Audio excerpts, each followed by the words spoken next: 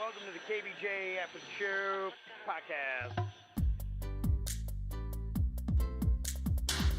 Kevin's eyes look insane, but he's got new hair. Virginia is a witch, and she farts in her chair. Jason is a spaz who's got an old man's ass. Welcome to the After the Show podcast. Yeah, hello and welcome to the KVJ After the Show podcast. Happy little Wednesday here. No, Jaybird was working hard at making a video where his interesting smell that is now very pungent here in our studio.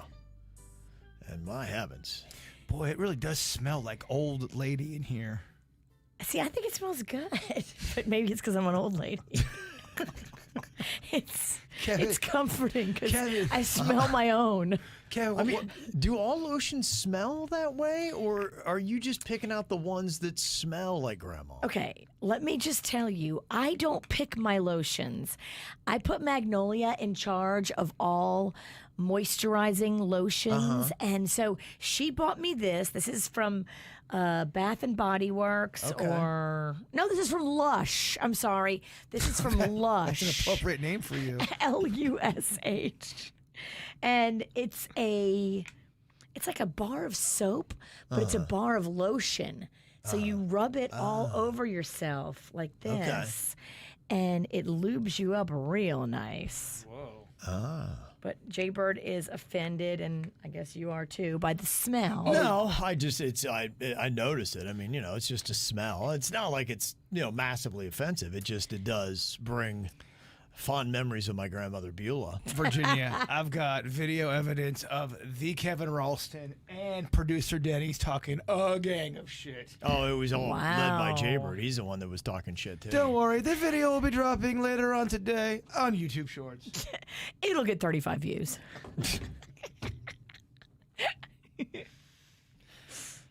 Got a lot of emails here to get to today. People with some comments, including someone with perspective about that Dutch Olympian that we were talking about yesterday that plays sand volleyball, that had spent 4 years in a British jail.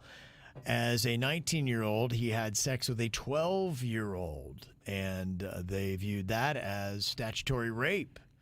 He was released to Dutch authorities, who basically then, in a sense, said, you've done enough, and released him to then play for their volleyball team. Now, the guy is married and has a young child, so he has moved on, and I guess in Holland, they felt like he had served his term. Everything was good. Our commentary was about the criteria to become an Olympian, and to me, it's not only your skill and ability, but I think at this level, in considering what it is for, character should be a big part of it. And I think that if you have something like that in your past, it should eliminate you from contention. It's my personal thought. I agree with you, but I guess they don't agree with us. Well, no, this is more perspective on what we talked about and how he was treated, because this is the Dutch Olympic Committee who then also let him stay away from doing any kind of press, which the Olympians are supposed to do a press conference afterwards. And they said, yeah, you're going to get hit with really nasty questions. Just go ahead and forget about it. So he actually got special treatment. Yes, on top of it. And this person who sent us an email said, yeah, many years ago I studied law in the Netherlands, and Dutch law is so lenient. Each time we were going over previous cases, I was on the opposite end of whatever was decided in that particular case. To put things into perspective in regards to U.S. politics, I'm an independent.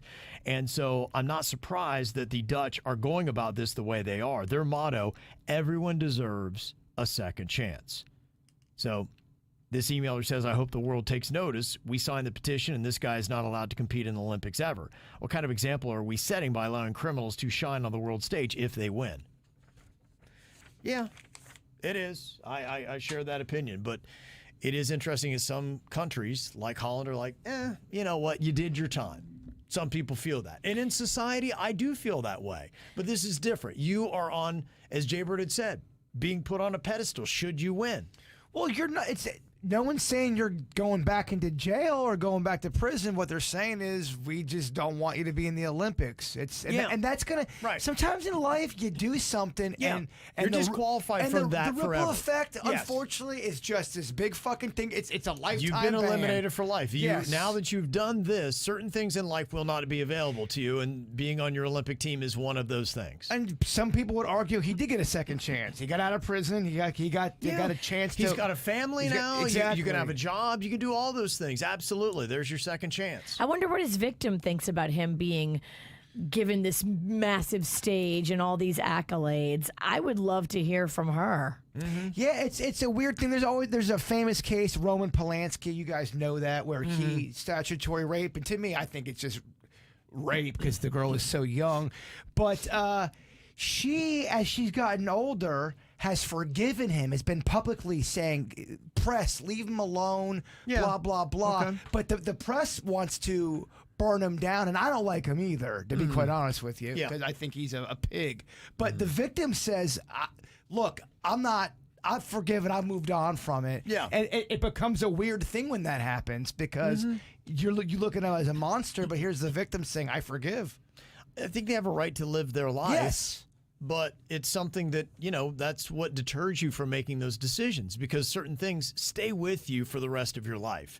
And you should know that. Like, if you make this choice and if this thing happens, this will be something that you will never shake. And it will affect you in certain things later on in life. And you're talking about something where there's just so many people who don't have any kind of tolerance or forgiveness for, when you're talking about children and this kind of stuff. 12. You're going to get, my mom would be in that camp where when she was alive, if you did anything remotely close to hurting a child, dead off with your head, there's no second chance, throw them in the gravel pit. When it comes to the Olympics, I feel that way. Now, Rosalia's got a little perspective here on the Kelce Brothers podcast. And she said, I love Taylor Swift, but yes, she has tremendous star power. And of course, it is helping Travis reach new levels of fame. However, their podcast was already a top podcast way before Travis was in a relationship with Taylor Swift. Their rise actually began 2 years ago when Travis and Jason were in the Super Bowl together. Also, their most watched podcast on YouTube is a podcast about Jason's wife. Nothing to do with Taylor Swift at all. Media should give them a little more credit for being able to build their brand. Their mom and dad are also great. I've been listening to their podcast from the beginning, and I could tell that they were going to take off from just being football players. Okay. Well, it's the whole.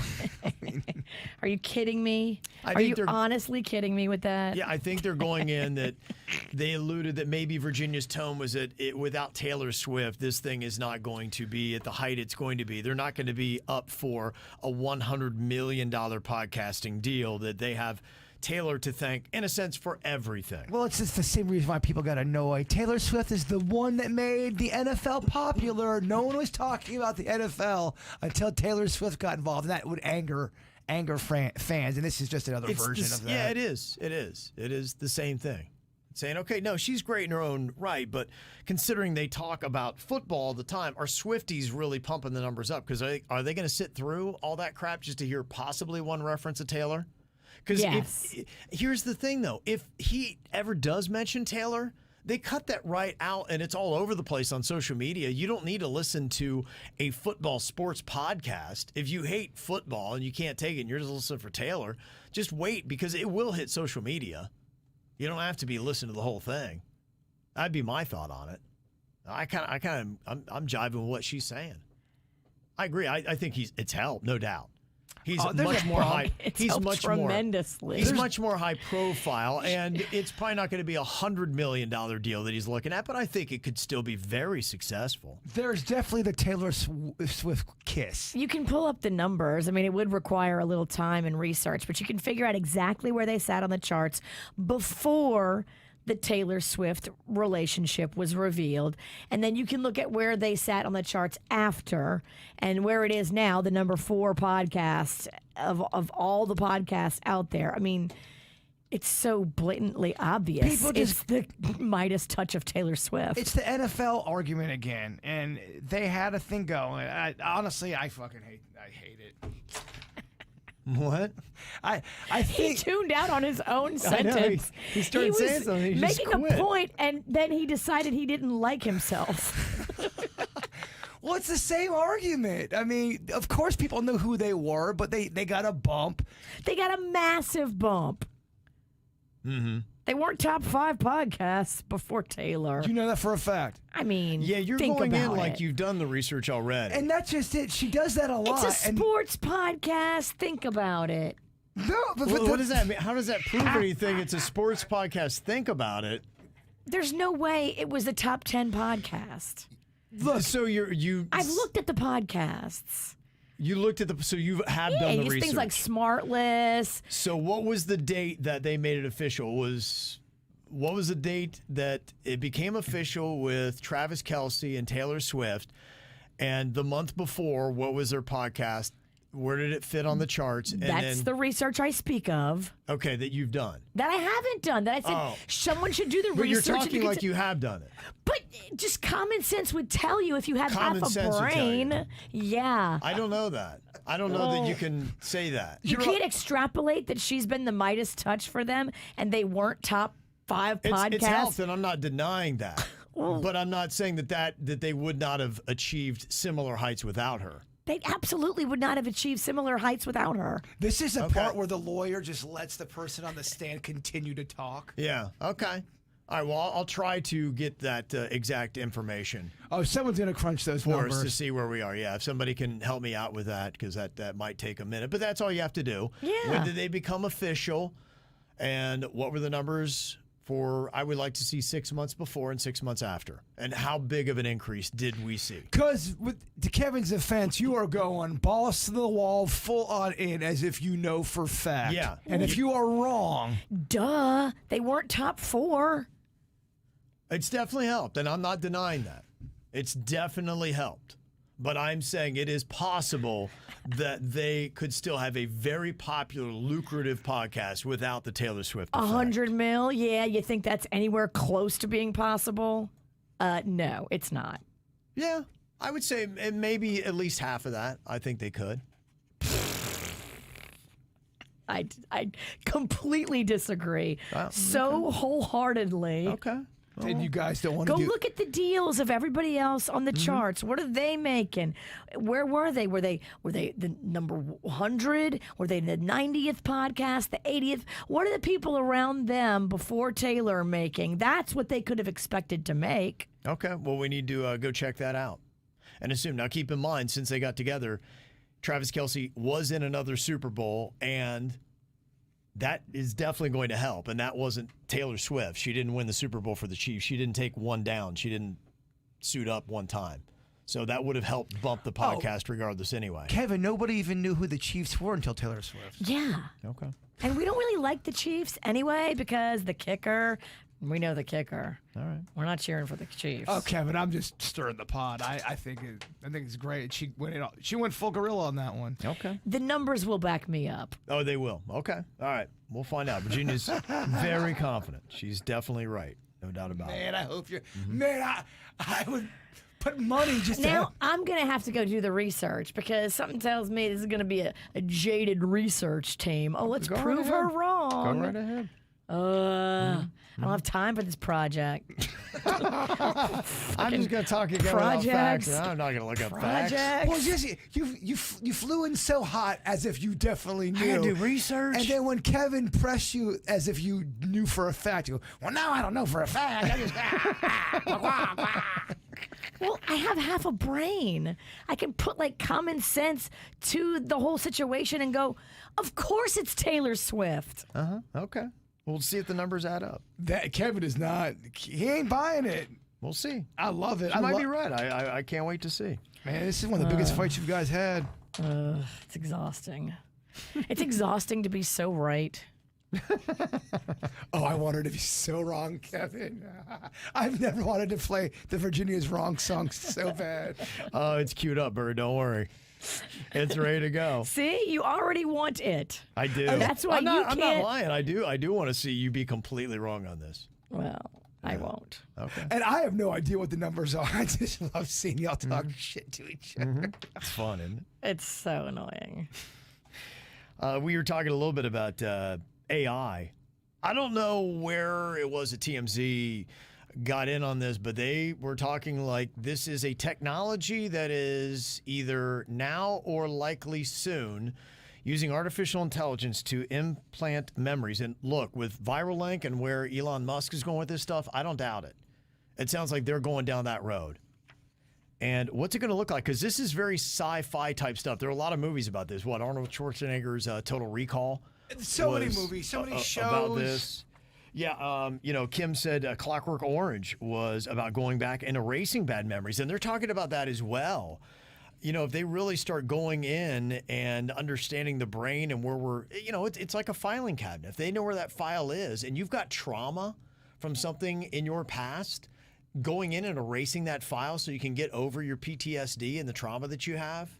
So I think really bad trauma would be something I think a lot of people would want to get rid of. But I don't know if I'd want to get rid of every bad memory. I think the bad memories help, I don't know, enjoy the good memories and appreciate them. But I see what you mean. If you watch your family get murdered by a guy with an axe. If you have PTSD from something. I would say, let's get that memory out of your head. Yeah, if you're not able to sleep now 20 years after you saw this, that might be a candidate to go in and have that memory erased. But you need to remember your boyfriend that cheated on you. I agree. But you don't need to remember the axe murderer that killed your family. I completely agree. I think heartbreak, unless it's completely horrific, you got to keep those memories. Mm-hmm. Yeah, so we're going off the TMZ story as a complete hypothetical because I don't know where we are, and I imagine we're still a good distance away from this.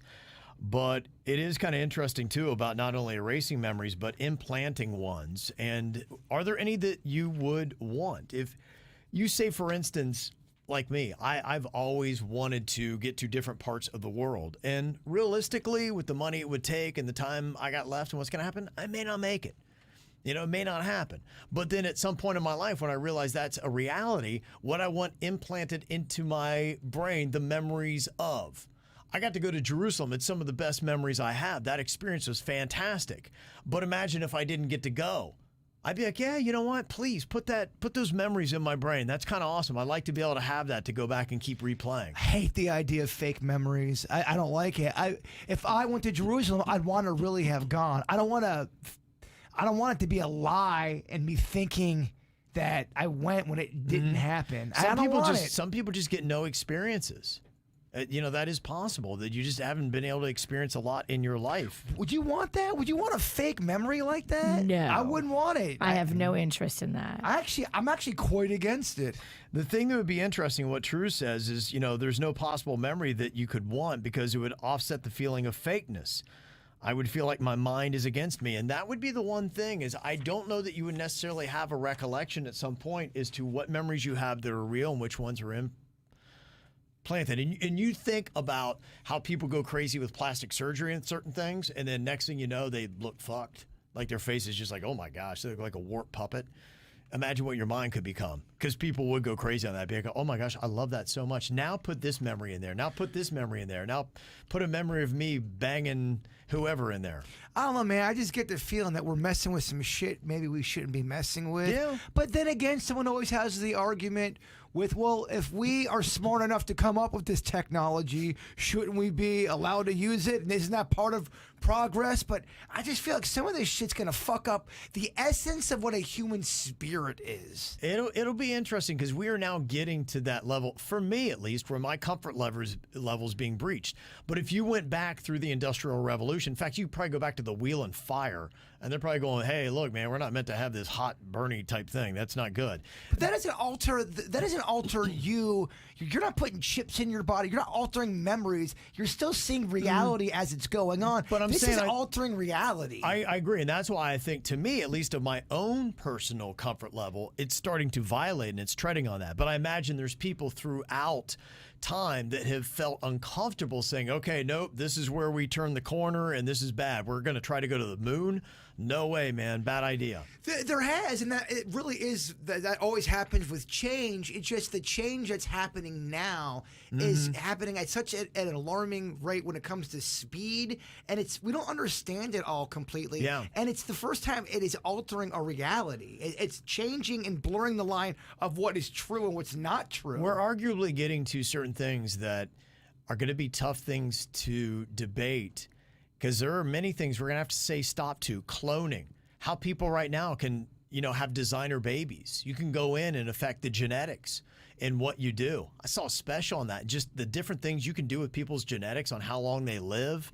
And you can go in there and start cutting out any kind of disease gene that will get rid of cancers and everything else, so you wouldn't even have that gene to turn on. Well, just because you're smart and you invent something doesn't necessarily mean you should be fucking with it. Look at the atomic bomb. And that's what's going to be crazy about this. Absolutely. There were people who said, look, you can't put the genie back in the bottle. And so these are going to be the kind of serious debates and fights that are going to happen in the next 100 years as all these sci-fi things become reality, to say, wait a minute, no, we can't implant or erase memories. We can't design humans. Well, I mean, no dumb fuck invented the atomic bomb. You got to be smart to be able to do all that kind of shit. But from what I understand, after it was invented, he looks back and goes, what have I done? Yeah. What the fuck have I created here? Yeah. Just because you can. AI, there is an encroaching amount of things right now, probably 4 to 5 things that need serious debate.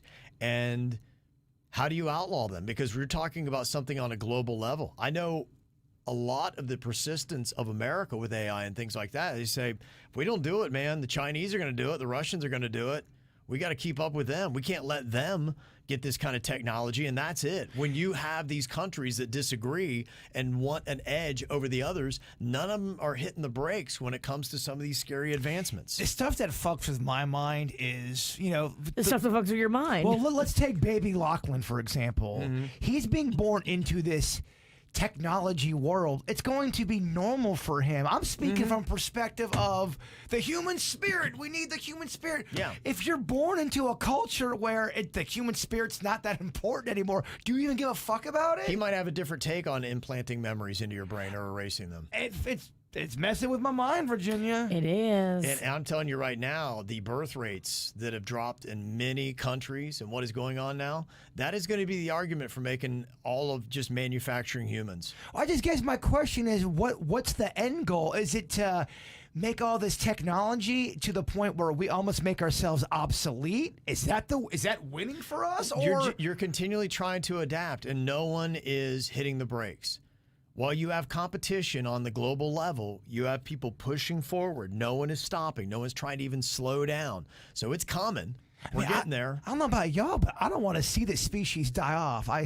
It would be cool to stick around and. We've always adapted, and that's it. What we look like in 300 years from now as a species might be radically different than what we look like today. Well, there's talks about how our heads are getting larger, and if you keep going down the line, all of a sudden they start to kind of look like, I don't know, aliens. And then we all morph into exactly what Elon Musk wants. I mean, I know I say it at least 3 times a week. All this shit was said in the Twilight Zone back in the 60s. Yeah. I mean, it's almost as if Rod Serling had a playbook. Well, the aliens gave him the script. And Rod Serling sounds like a porn star. Well, I bet he could. Well, he wrote a script like he could fuck. I can tell you that much. Sorry, that was vulgar. He wrote some. He wrote good scripts. Came out a little aggressive.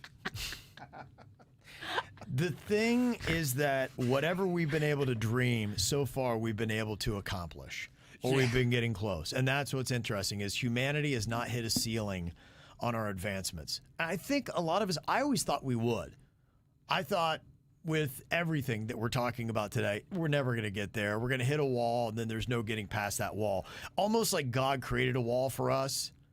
Like, you know what? This is where you guys tap out. Oh, I remember bringing up time travel, getting laughed out of every fucking room. Right. Are you a person that could say time travel will never happen? No, I wouldn't. Not anymore. What we're coming up with, I think anything could be possible. Could you imagine if you could go back to November 5th, 1955? Horrifying. I don't want to go. I do not want to go. If you had a chance to go back in time, do you do it? No. Too scary. I want to see more about the future. That's even scarier. Yeah, but I want to kind of know, because maybe there's something I could do if I had a vision of that to do something. You go into the future, and all of a sudden, West Palm Beach is nothing but just fire. There's shit in the sky. It looks like. Well, you think about it. You imagine if you went in the future and it was Terminator, or it was Matrix. I don't even know what you could do, because no one would listen to you. No one's going to stop. I could tell them, well, guys, I've had a vision. I've seen it, and you guys need to quit it. Yeah. You'd be silenced. Mm-hmm. Absolutely. They would lock you up in an insane asylum, and they would say, this guy doesn't know what he's talking about. Don't believe him. Listen to Elon Musk. I mean, dog, you're talking about season 3 of Twilight Zone. Yeah. Rod Sterling again? Rod Sterling. One of the things we had to debate today and Master Debater was, would it be better to do the Benjamin Button in reverse of what it is? So imagine, as you get older, you get younger. Wouldn't that be kind of a cooler concept? And that's the one thing about humanity, is when you get great wisdom, you now have to compensate for a body that doesn't work like it used to. But imagine if you had all that before. I mean, Rod Stewart had the song, I wish I knew what I knew now when I was older. And imagine that concept where you have the wisdom of an 80-year-old in an 18-year-old's body.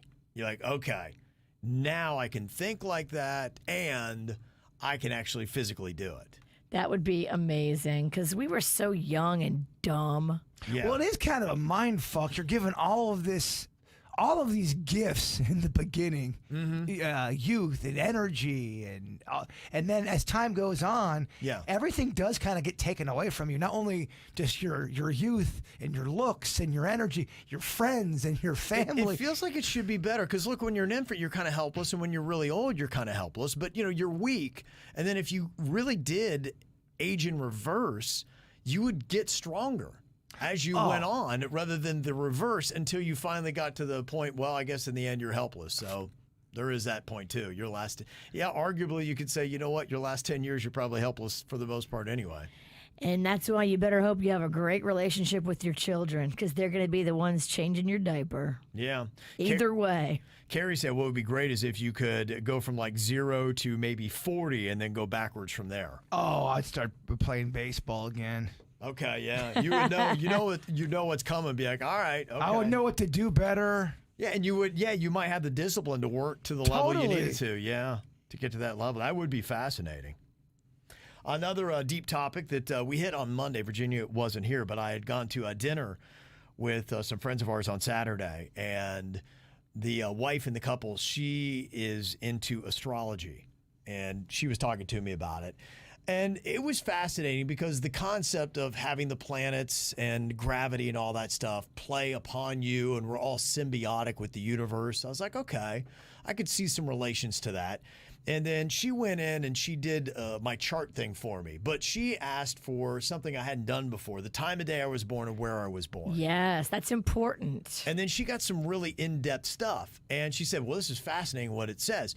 And it said that whatever line of work I did, I would do it by speaking. So I would make my money through talking. I was like, well, that's kind of crazy. It's unique.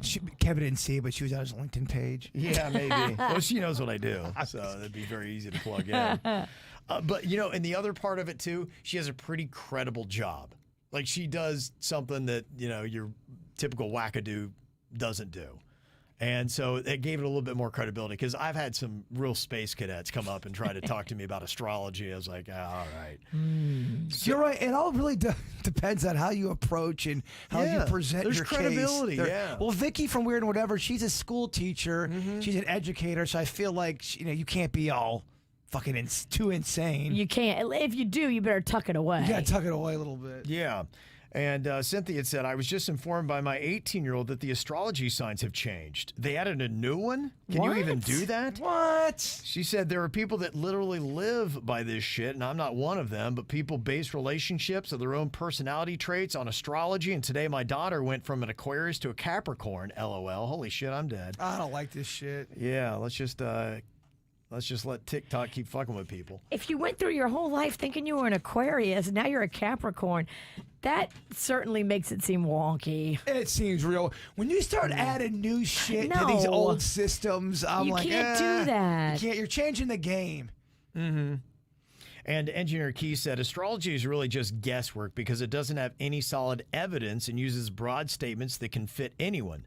Studies have repeatedly shown that astrologers can't match birth charts to people's lives better than random chance and the supposed positions of the celestial bodies that have shifted over millennia due to Earth's wobble, making modern zodiac signs inaccurate. Well, I mean, you could say that about anything you believe in. There's really not 100% proof of anything. Yeah. Some of this stuff when it comes to the And whatever this is. I think what you would use it for, and what I thought was interesting in the case that she was making, she was saying maybe it's now Saturn is in retrograde or there's something like that. And Oh, no. What does that mean? makes you real horny like. it affects different things. And so what it would be is, for instance, you might know based on your sign that you ever had days where you feel like you just got it together. You're sharp as a tack and you're on it. And then other times you're like, my mind's cloudy. What the hell, man? I can't get out of my own way. You feel like the universe is fucking with you. Right. And so At least my kids are fucking with me. that's in a sense what it is saying, okay, if you planned on launching a business or you were going to give a presentation or a TED Talk, this might be your window where you just might kind of feel like you're in the zone more. But or is it that you got enough sleep or that you feel good Yeah. about your relationships in Right. life? You feel good about your place on the earth? I think it would be enough for me. If it just kind of went against it one time and I noticed it, I'd probably be out of it because that's typically what happens to me. That's what gets me out of it too, is when I see somebody claim that it's real and then all of a sudden someone that's born the same day as me, roughly at the same time, has a completely different personality, is nothing like me. So when I see that go on, I go, well, I'm out. Yeah. It all would have to kind of fall under that umbrella for it to work for me. Yeah, and to me, I guess the one thing that I'd be curious about, and I would lend that it's possible, is that gravitational poles and everything in the universe does have some kind of effect on energy and this and that. And That's a good out too, to have it make sense as well. It's gravitational pull is why it doesn't work. yeah, I wouldn't. I don't put a lot of significance into it, but it might have a minimal effect, I think, is where I am with it. But I am interested in it. I do find. I mean, I'm open to learning about it. I don't think I would buy into it with everything I've heard and been presented. Yeah. But I am curious about the whole realm. It's interesting. There are parts of it that interest me. I haven't closed my mind off to astrology completely. Well, we were talking about Spoken just like a Taurus. who me? Yep. Oh gosh. See, that's what I'm talking about. You can cherry pick all this shit. Yeah. I don't know, for people to win arguments. That's what I don't fucking Just like shut about it. somebody down and be like, oh, yeah, oh, such a Taurus. Such a Taurus. Taurus, defensive, oversensitive. Fuck him. Okay, well, I don't like this game. Fuck him. I don't like this Yeah, game. right, because of what, yeah. Yeah, just to win an argument. Well, and, there are some people that are so into it, they won't date people of certain astrological signs. I think it's crazy. Because they're like, I can never get along with a Taurus. We don't jive. That's, to me, just good, because I don't want to date you either. Then. Right. You're too much for me. Yeah. Uh-huh. And I know when it also comes to psychics as well, some people are really into it. And when it comes to that stuff, I believe there are people that might have some tuitions and some things might happen and somehow you get visions. Can't explain it, don't know who credibly has it, but I am open to it. And there have been some interesting coincidences that I have seen where I'm like, okay, I don't know much about it, and I can't say and qualify what is and what is not, but I am open to the fact that there are things that you might get, and there are abilities that people might be born with. Well, even just in nature, there's instinct.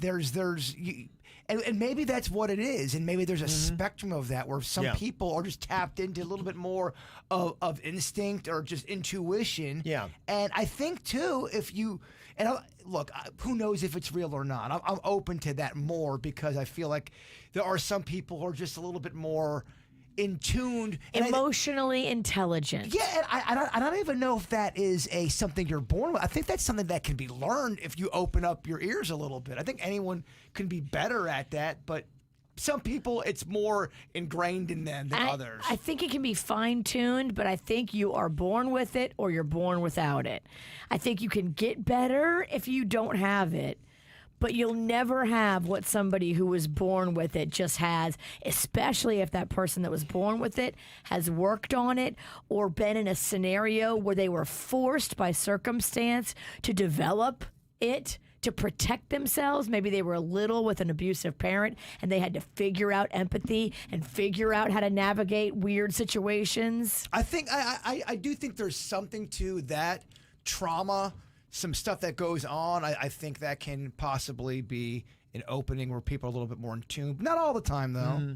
The thing to me that I don't think I would ever go down the road of is people who spend tons of money and base their life decisions on what a psychic tells them or going through an astrological chart, and you're putting a lot on that. Yeah, I heard a really rough story.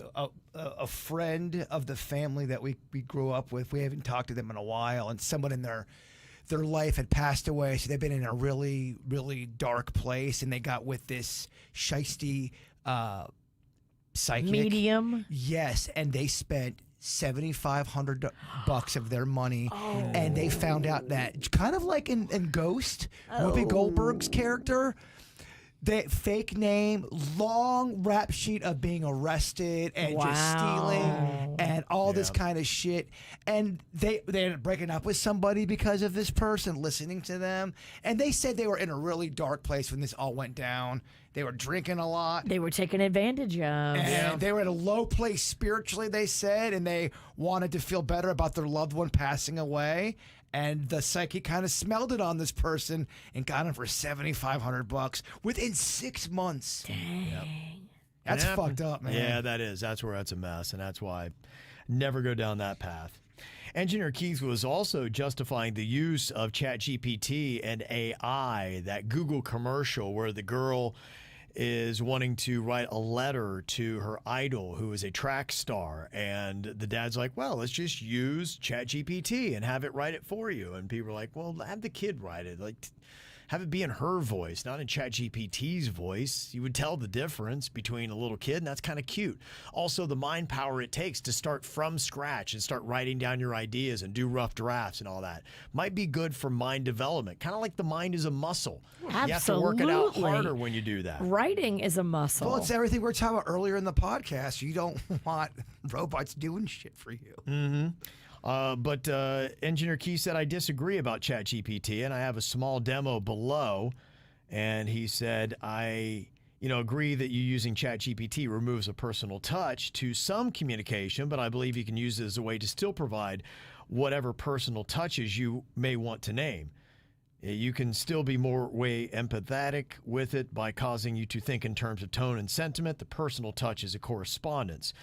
He said, for instance, I get your point about ChatGPT lacking the personal touch, but you can use it to enhance your communication by focusing on tone and sentiment, making the personal touches deliberate. It doesn't make people dumber, but it changes how we approach problems, emphasizing message and audience over repetitive word choices. While some might misuse it, those who use it wisely will think at a higher level. Well, yeah, but Engineer Keith, those who use it wisely, it's going to be a very small percentage. We know you have a boner for technology, but the problem is if people aren't using it wisely, and if everyone shortcuts everything, which they're going to do, just like everything on the planet, you're going to have little kids shortcutting and all that shit, and they're not going to be using their imagination, and that is a big fear of mine. I don't want kids that are robots. I don't want clones. Elon Musk does. I don't think that's good for humanity, but what the fuck do I know? And I'm in between. In this case with the kid, I think the kid should start it because I think that the track star is going to hear the tone and can be like, this actually came from a kid or this is a kid using ChatGPT. I think it should have that clunkiness as a kid would probably write the letter rather than ChatGPT. For doing big projects, if you have to write 100 letters, then yeah, let ChatGPT do it and then you curve it out. That's a good use of ChatGPT. So I like it as a tool, but in this instance, I did not. I don't like it. I see nothing but the devil, Virginia. 666. The mark of the beast. Mark of the beast, and the beast is a robot. The beast is Elon Musk. It's what a week it's been, though. I mean, honestly, we've gone down so many crazy paths. What a month it's been. And that was the person with the astrology that told me. She said, "You notice how crazy the last 3 weeks have been?" She's like, "That's since the Saturn thing has been going on." I'm like, "Wow, okay." And that's what they do. They She's find got her things. act down. Let's she just does. say she's got her act She down. was pretty good, man. Yeah, I she walked away saying, "Wow, look at that." He can be talked Okay. into it. See? Yeah, I'm like, all right, maybe there's something to it. I'll keep my eye on this. Of course she knows. Oh, this year's really wonky this year. It's the... Of course. Keep my eye on this. So let's see. All right, thank you for all the emails. Send them to us, mail at kvjshow.com. Y'all have a great day. We'll see you back here tomorrow. Goodbye.